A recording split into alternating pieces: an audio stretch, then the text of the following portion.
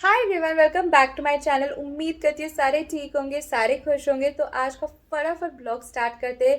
ये ब्लॉग जो है एक वॉइस ओवर ब्लॉग होगा, जहाँ पर मैं आपको एक रियल सिचुएशन के ऊपर एक स्टोरी नरेट करने वाली हूँ। यानी कि 90% ऑथेंटिक, 10% प्रेजेंटेशन के तौर पे मुझे ये स्टोरी के फॉर्मेट में कन्वर्ट करना पड़ा। साथ ही साथ आपको मेरा CTM यानी कि स्किन केयर रूटीन देखने मिलेगा। थोड़ा बहुत जो 2 बर्थडे सेलिब्रेट हुए थे मेरे घर पे, तो उसकी भी छोटी मोटी क्लिप है। जो लोग मुझे फर्स्ट टाइम देख रहे हैं, हाय, माय नेम इज़ नटालिया। अगर आपने मेरे चैनल को सब्सक्राइब नहीं किया है तो please go and subscribe to my channel, absolutely free है। तो ये वीडियो स्टार्ट करते हैं। यहाँ पे मैं स्किन केयर स्टार्ट कर रही हूँ, प्लीज़ लाइटिंग इग्नोर कीजिए। तो फ़िलहाल तो मैं एक लॉजिस्टिक कंपनी में काम करता हूँ।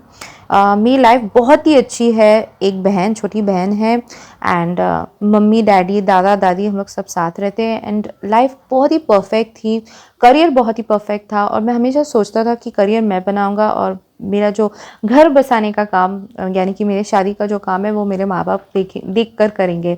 तो मैं प्यार व्यार के चक्कर में पड़ने वाला बंदा नहीं था। ऑब्वियसली बात है, मैं करियर बना रहा था और देखते देखते मुझे मेरे बॉस से प्यार हो गया। मतलब बॉस यानी कि वो मेरी हेड थी, मतलब डिपार्टमेंट की हेड नहीं थी पर ऑब्वियसली मैनेजमेंट में वो एक बहुत ही प्रेस्टिजियस पोजीशन पर थी। और देखते देखते हमारे बीच में दोस्ती और फिर प्यार।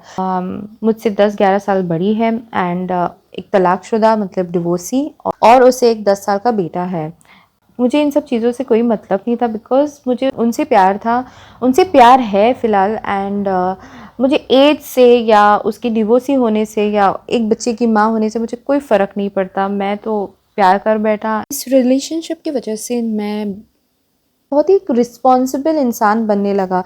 सिर्फ काम और फैमिली यानी कि घर, और मोस्ट ऑफ द टाइम मैं उनके साथ स्पेंड करता था, बाकी टाइम फैमिली के साथ। तो मैं बहुत ही, क्योंकि मुझे अपने आप को प्रूव करना था उसके सामने कि मैं भले ही तुमसे उम्र में छोटा हूँ पर मैं एक परफेक्ट हस्बैंड, परफेक्ट फादर बन सकता हूँ। तो और घर पे ऐसा हो रहा था कि घर पे मेरी मम्मी बहुत खुश हो रही थी मुझे देख के कि चलो बेटा बड़ा हो गया, वो बहुत ही रिस्पॉन्सिबल हुआ है उसका। तो घर पे मेरी शादी की बात है, शादी का माहौल क्रिएट हो रहा था और बाहर मैं ऑब्वियसली अपनी लाइफ में बिजी था। एक रात जब हम सब डिनर कर रहे थे तो मम्मी ने बताया कि वो मेरे लिए एक रिश्ता देख रही है एंड सब लोग बहुत खुश हो रहे थे, सब लोग अपनी इनपुट्स दे रहे थे पर मैं हाँ और ना में जवाब दे रहा था। और शायद ये बात मेरे डैड ने नोटिस कर ली। और मेरे डैड और मेरी जो रिलेशनशिप है वो एक फ्रेंड, बेस्ट फ्रेंड वाला रिलेशनशिप है। मेरे डैड को सब कुछ पता है मेरे बारे में एंड मैं हर चीज़ मेरे डैड के साथ शेयर करता हूँ। तो उस रात को जब मेरे डैड ने देखा कि मैंने सिचुएशन को अवॉइड करते हुए खाना फटाफट ख़त्म करके मैं अपने रूम में चला गया, तो रात को डैड आए मेरे रूम में और मुझे डायरेक्टली उन्होंने पूछे कि कौन है वो लड़की जिसे तुम पसंद करते हो, एंड अगर तुम पसंद करते हो तो हमको उस लड़की से मिलाओ, हम वो आगे बात देखेंगे, बात करके तुम्हारी शादी फिक्स करेंगे, तुम्हारे हिसाब से हो या हमारे हिसाब से हो। मेन पॉइंट है कि तुमको खुश रहना है आगे लाइफ में, हमको सिर्फ वही चाहिए।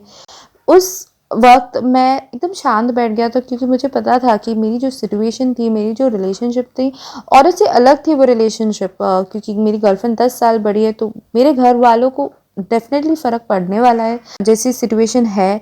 तो मैं एकदम शांत बैठ के मेरे डैड को यही बोला कि कल मुझे ड्यूटी जाना है तो प्लीज़ मुझे सोने जाना है करके, और बात वही ख़त्म हो गई।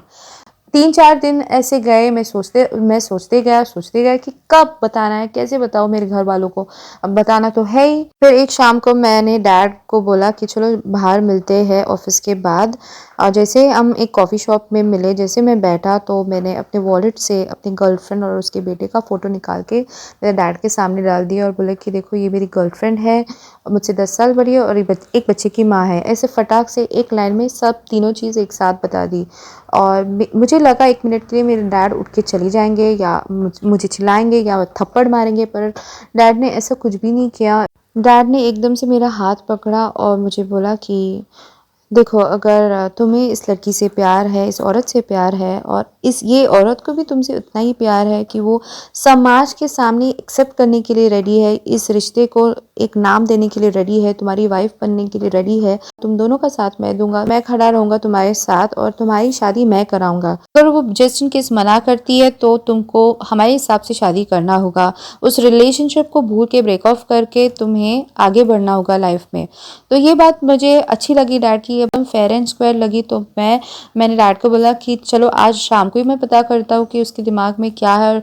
और मैं 99% तो श्योर ही था मेरे दिमाग में कि वो मुझसे शादी क्यों नहीं करेगी, वो भी मुझसे प्यार करती, तो obvious सी बात है कि वो शादी करेगी।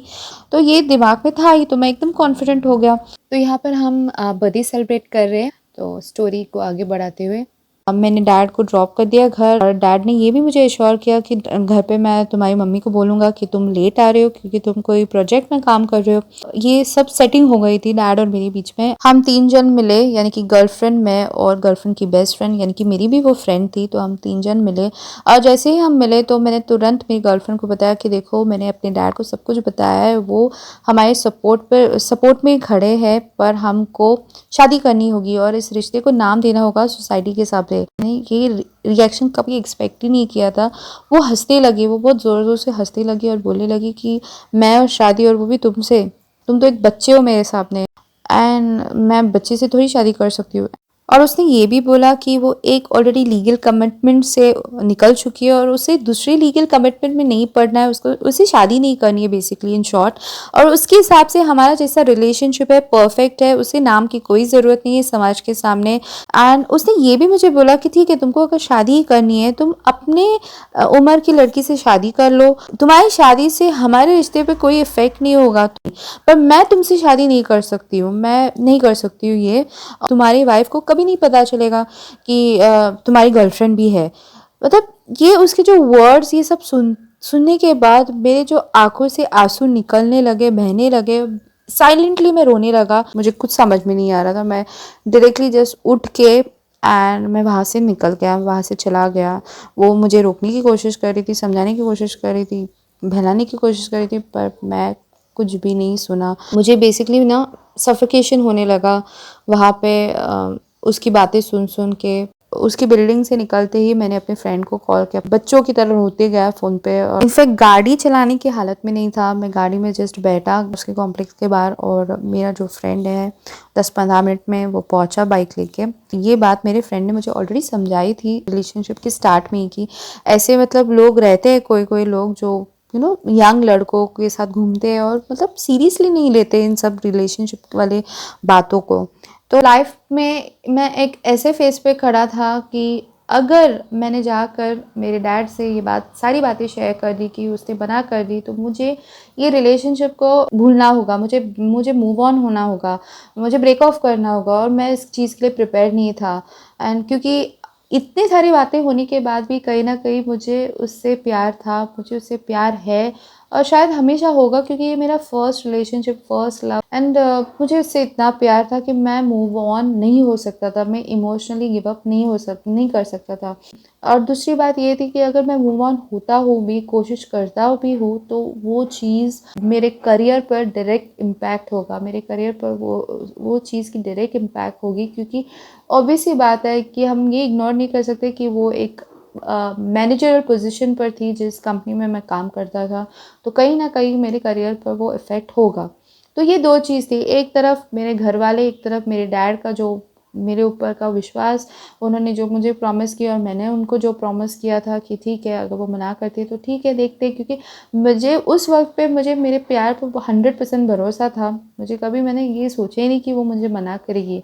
अच्छा, यहाँ पर back to back 2 birthdays celebrate हो रहे, बेसिकली यहाँ पे 2 केक काटे जा रहे हैं। स्टोरी को आगे बढ़ाते हुए अब फ़िलहाल तो मुझे पता नहीं कि मुझे क्या करना है। लाइक मुझे जाके तो डैड को बताना है ये सब चीज़ें, पर कैसे और कब, और मैं कितना इस चीज़ के लिए प्रिपेयर्ड हूँ। लाइक मुझे सजेशंस चाहिए कि मैं क्या कर सकता हूँ, क्योंकि खुल के मैं कहीं ना कहीं मेरे अंदर एक गिल्टी कॉन्शियंस जैसा है। इस चीज़ को लेकर मैं अपने डैड को फेस नहीं कर पा रहा हूँ, ये टॉपिक को मैं एड्रेस नहीं कर पा रहा हूँ, बिकॉज़ मुझे पता है कि मेरे डैड ने ऑलरेडी ये चीज़ को गेज कर लिया था, ऑलरेडी ये चीज़ मेरे डैड के मन में था ही, पर वो मुझे बताना नहीं चाहते थे, मुझे हर्ट नहीं करना चाहते थे। बट अब जब ये असलियत मेरे सामने आ गई, तो मैं कैसे इस चीज़ का सामना करूँ और कैसे मैं अपनी लाइफ को आगे बढ़ाऊँ। मुझे डायरेक्टली इस टॉपिक को एड्रेस नहीं करना है किसी के सामने, एंड किसी को डायरेक्टली जाके पूछना नहीं है कि क्या करूँ इस सिचुएशन में।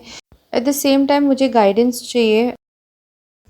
एज्यूमिंग अगर आप यहाँ तक पहुँचे हो, मतलब आपको पूरी की पूरी सिचुएशन समझी होगी, जो स्टोरी है आपको मतलब समझ में आया होगा कि क्या चल रहा है स्टोरी में और उस लड़के के साथ क्या हो रहा है।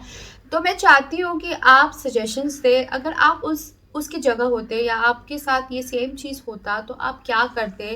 आप कमेंट्स के थ्रू प्लीज़ सजेस्ट कीजिए, प्लीज़ गाइडेंस दो, ताकि जो लड़के के साथ ये चीज़ हो रही है वो कमेंट सेक्शन के थ्रू जो दिमाग जो बंद पड़ा है वो उसका दिमाग खुले और वो कुछ सोचे, मतलब उस चीज़ से बाहर निकलने की कोशिश करे।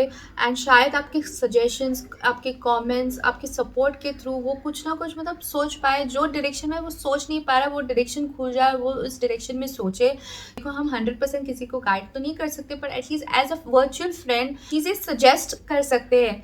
एंड मैं मानती हूँ कि हम लाइफ में बहुत सारी चीज़ें अपने मतलब अपने अंदर ही रखते हैं, हम किसी के साथ शेयर नहीं करते, पर हम गूगल में जाके टाइप करके देखते हैं कि इस सिचुएशन में हम क्या कर सकते हैं। तो ये जो स्पेस है मैं उन लोगों के लिए यूज़ करना चाहती हूँ जो सिचुएशन से गुजरते हैं और वो किसी से बात नहीं करते। बहुत सारी सिचुएशंस होती है स्कूल्स में, कॉलेज में या पर्सनल लाइफ में या वर्क प्लेस में, बहुत सारी चीज़ें ऐसी होती है जो हम किसी से शेयर नहीं कर सकते। तो ये एक जगह है जहाँ पर मैं नरेशन के थ्रू नरेट करूँगी सिचुएशंस, और आप इंस्टाग्राम के थ्रू मुझे डीएम कर सकते हो। एंड आपके साथ कुछ भी हो रहा है जो आप शेयर नहीं कर सकते, डीएम करो मुझे, मैं उसे एक स्टोरी के फॉर्मेट में नरेट करूँगी अपने ब्लॉग्स में। एंड कमेंट्स के थ्रू शायद आपको गाइडेंस मिले, कमेंट्स के थ्रू शायद आपको सपोर्ट मिले, आपको भी पता चलेगा कि शायद आप इस सिचुएशन में अकेले नहीं हो, बहुत सारे लोग उस चीज़ से गुजर चुके हो। तो सो नाउ मैं अपनी व्यू पॉइंट शेयर करूँगी इस सिचुएशन के बारे में। फर्स्टली देखो, तुमको तुम्हारे डैड को तो ये बात बोलनी है, कैसे भी करके बोलनी है, पर उससे पहले तुम खुद प्रिपेयर हो इस सिचुएशन को फेस करने के लिए, इमोशनली प्रिपेयर हो। Start detaching. I know it's very difficult कि जिसे हम बहुत ज़्यादा प्यार करते हैं उससे डिटैच होना। अभी तुम्हारे साथ एक रियलिटी चेक हो चुका है तो तुमको पता है कि उस रिलेशनशिप का कोई फ्यूचर नहीं है। तो टेक योर टाइम। ऐसा नहीं है कि तुम तुरंत ही जाके अपने डैड को बोल दो, क्योंकि ऑब्वियसली बिना तुम कुछ बोले तुम्हारे डैड तुमको समझते। तो ये भी बात डैड को पता ही चला होगा कि तुम्हारे साथ कुछ बुरा हुआ है, तुम्हारा जो रिलेशनशिप एक नेगेटिव लाइट में जा चुका है। तो अभी आपको थोड़ा बहुत आप टाइम लो। सेकेंडली, अगर आप करियर के बारे में सोच रहे हो तो अगर आप जॉब एक लॉजिस्टिक कंपनी में कर रहे हो तो जाहिर सी बात है आपकी क्वालिफिकेशन बहुत अच्छी है। जैसे ही आपको वो लॉजिस्टिक कंपनी में काम मिली है तो बाकी इतनी सारी लॉजिस्टिक कंपनीज है यार जहाँ पर आप काम कर सकते हो, नया जॉब मिल सकता है आपको। अगर आपको वही सिटी में काम नहीं करना है तो दूसरी सिटी में जाके रीलोकेट होके काम करो। आपकी डेस्टिनी में ग्रोथ लिखी है, बहुत अच्छा करियर लिखा है, तो कैसे भी करके आपको अच्छा करियर मिल ही जाएगा। सो आप करियर के बारे में मत सोचो अभी फिलहाल, तो अपनी पर्सनल लाइफ के बारे में सोचो, अपनी इमोशनल स्टेट के बारे में सोचो। डोंट अवॉइड उस पेन को अवॉइड मत करो, उस पेन को आप फील करो, जितनी मर्जी चाहे रो लो, उस पेन को फील करो, क्योंकि ये एक हीलिंग प्रोसेस है।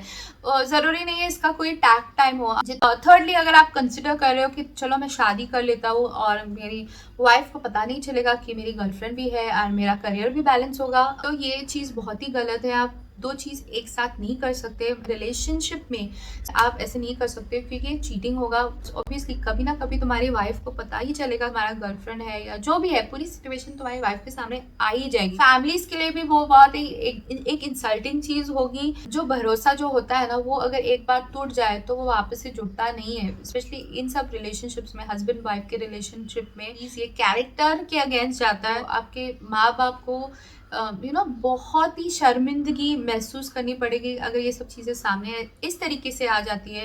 बहुत ही गलत होगा तुम्हारे साथ, कोई भी भरोसा नहीं कर पाएगा तुम्हारे ऊपर। सो इस वीडियो में इतना ही, and please connect with me on Instagram. I hope आपको ये वीडियो पसंद आया और मेरा जो अटेम्प्ट है वो पसंद आए। प्लीज़ इस वीडियो को लाइक, शेयर, सब्सक्राइब कीजिए। Stay connected, take care, stay blessed and have a wonderful day. Bye.